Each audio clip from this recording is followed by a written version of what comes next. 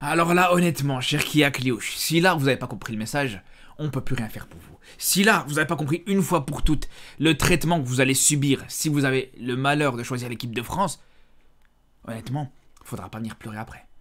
Là aujourd'hui, Deschamps a juste confirmé ce que je dis depuis plusieurs mois, depuis plusieurs semaines, depuis plusieurs années.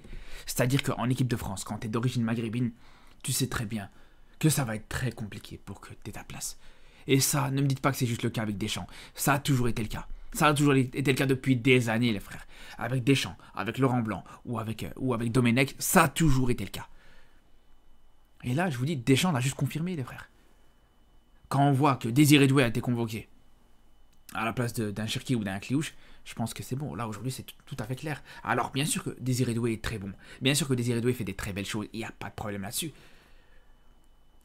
Mais comparé à Cherki et Akliouche, qui sont beaucoup plus confirmés, qui ont beaucoup plus de temps de jeu, qui enchaînent les matchs avec leurs clubs respectifs, il n'y a absolument aucun débat, il n'y a aucune discussion, les frères. Et d'ailleurs, par rapport à Désiré Doué, alors ok, il a préféré choisir l'équipe de France. Mais lui aussi, les gars, lui aussi, je peux vous dire, les frères, je peux vous dire que, autant bien sûr que je pense que s'il est un minimum bon, s'il est un minimum performant, il n'y a pas de problème, il sera toujours convoqué. Mais il faut dire une chose, c'est que malgré tout, même pour lui, la concurrence, elle sera très rude. Et moi, je reste persuadé que, franchement, avec la Côte d'Ivoire, il aurait pu faire de grandes choses, de très grandes choses. Alors, peut-être pas forcément gagner une Coupe du Monde, c'est vrai, ok.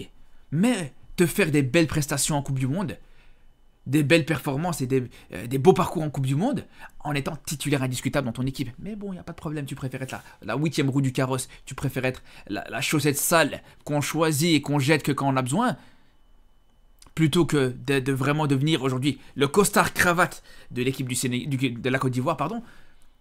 C'est ton droit, c'est ton choix. Et moi je vous dis, aujourd'hui les gars, quand on voit la concurrence qu'il y a en équipe de France entre Dembélé, entre Dembélé qui revient très bien, entre Barcola, entre Mbappé et tout ça, je vous dis, ça va être très compliqué pour Désiré Doué sur les prochaines années. Là où avec la Côte d'Ivoire, champion d'Afrique, une équipe de Côte d'Ivoire, même au-delà de son titre de champion d'Afrique qui a fait des très belles choses, c'est-à-dire battre l'Uruguay il y a quelques mois d'ici, l'équipe de Côte d'Ivoire qui a des très bons joueurs à sa disposition, qui est vraiment pour la dernière Coupe du Monde est très attendue. Moi, je trouve que c'est très dommage pour Désiré Doué. Mais bon, tranquille, voilà, il a choisi l'équipe de France, c'est son droit, on respecte son choix, tu peux que respecter son choix. Mais, en attendant, pour revenir à Cherki et à Akliouche, les gars, moi, je suis désolé. Moi, je suis désolé, les gars. Là, c'est clairement un message fort qui est renvoyé. Ça veut dire que ça préfère prendre un remplaçant qui joue au PSG, qui joue beaucoup moins de matchs que ces deux-là, qui est moins performant, qui a moins de stats que les deux joueurs d'origine algérienne. Je pense que les gars, aujourd'hui, le message il est clair. Et surtout que quand Deschamps il te dit clairement, ouais, Cherki et Akliouche, ouais, ils peuvent encore jouer avec l'équipe Espoir, il n'y a pas de problème. Alors que Désiré Doué a 3 ans en moins que ces deux joueurs-là. Désiré Doué qui a 19 ans et les deux autres qui ont 21 et 22 ans. Et ça veut renvoyer des joueurs un peu plus âgés en équipe de France Espoir. Et Désiré Doué, non, il n'y a pas de problème, il est bienvenu en équipe première. Les gars, franchement, ça c'est un manque de respect énorme. Pour Cherki et Akliouche, je suis désolé, les frères. Et si on vient comparer justement au niveau des statistiques, au niveau des performances, aujourd'hui, Cherki, les gars, Cherki, c'est le joueur, l'un des meilleurs passeurs en Europe. Avec des joueurs comme Yamal, avec des joueurs comme ça, avec des joueurs comme Salah. Et ça soit à la table de ces joueurs-là, en termes de passes D, c'est le joueur en Europe qui a le meilleur ratio match joué et nombre de passes décisives. C'est le meilleur passeur en Europa League. Aujourd'hui, en termes de performance, en termes de statistiques, on parle pas de n'importe quoi quand on parle de Cherki, les gars, pour commencer. Deuxième chose, il y en a qui vont me dire, ouais, mais Cherki, il joue pas avec des champions. D'accord, il n'y a pas de problème. Mais en attendant, Akliouche, il te la joue cette Champions League. Il t'a joué cette Champions League et t'a fait tomber. C'est le seul joueur qui t'a fait tomber le Barça, pour info. Le seul joueur qui a battu le Barça cette saison en Champions League, c'est Akliouche. Avec Monaco. Avec son but exceptionnel qu'il met contre le Barça. Sa masterclass, son match exceptionnel qu'il fait contre le Barça. Donc c'est pas la peine de me dire ouais mais Désiré Doué il fait des rentrées intéressantes, il a fait une entrée intéressante contre Liverpool au match aller comme au match retour, ouais il a fait des rentrées intéressantes. Mais à côté t'as un Akliouche qui est performant, qui est décisif contre le Barça, la meilleure équipe d'Europe depuis le début de la saison. Mais bon, voilà. Encore une fois, je vous dis, le message, il est clair. Le message, il est tout à fait clair. Et si, comme je vous dis aujourd'hui, ces deux-là, qui sont Cherki et Akliouche, ils n'ont pas compris, on ne peut plus rien pour eux. Et je parle même pas de Yacine Adli, là, c'est encore un cas désespéré. Et une autre chose sur laquelle je voulais revenir aujourd'hui, par rapport à cette liste, les frères. Le retour d'Mbappé. Alors, Mbappé, qui revienne, c'est normal, il n'y a pas de problème, bien sûr. Encore heureux qu'il va revenir en équipe de France. Mais il y a un journaliste qui a très bien fait de lui poser une question intéressante. Est-ce que Mbappé va reprendre ce brassard en revenant en équipe de France? Et quand tu vois Mbappé, qui a snobé l'équipe de France sur la moitié de l'année, sur la moitié de l'année, le mec n'est pas venu dans cette équipe de France. Il a snobé plusieurs matchs.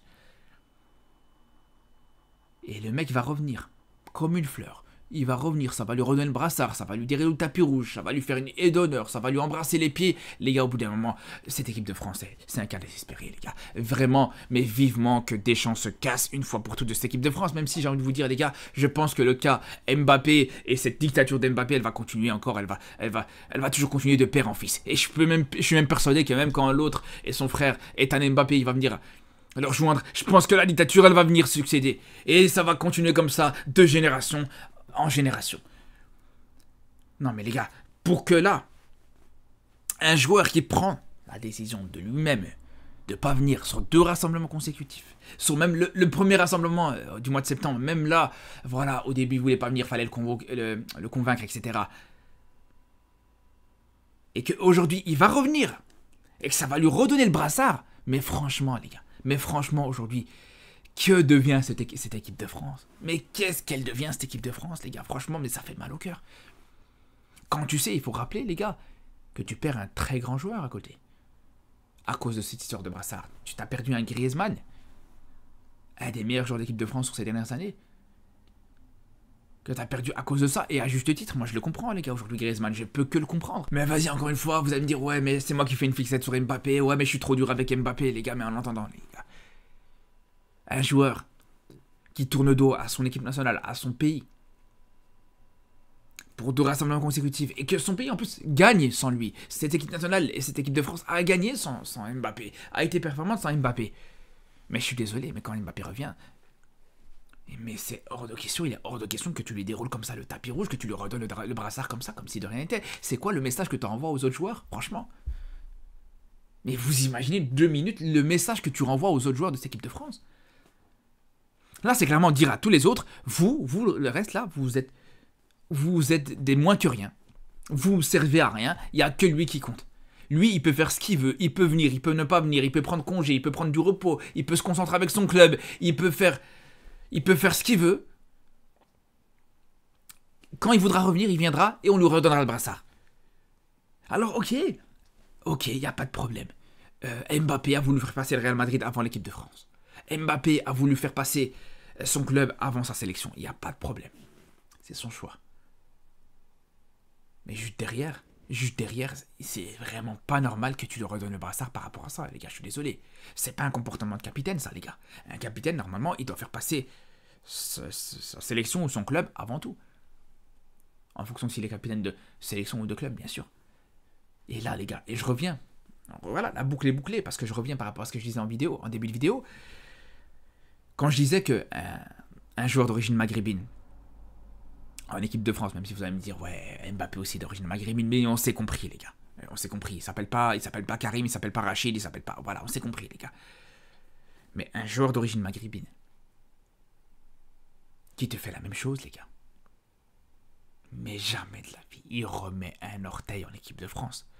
Vous imaginez juste 2 secondes, un Benzema, qui aurait été à un moment donné ou l'autre capitaine de l'équipe de France et qui décide de ne pas venir pour faire favoriser le Real Madrid et ses performances avec le Real Madrid et se concentrer avec son club plutôt qu'avec sa sélection.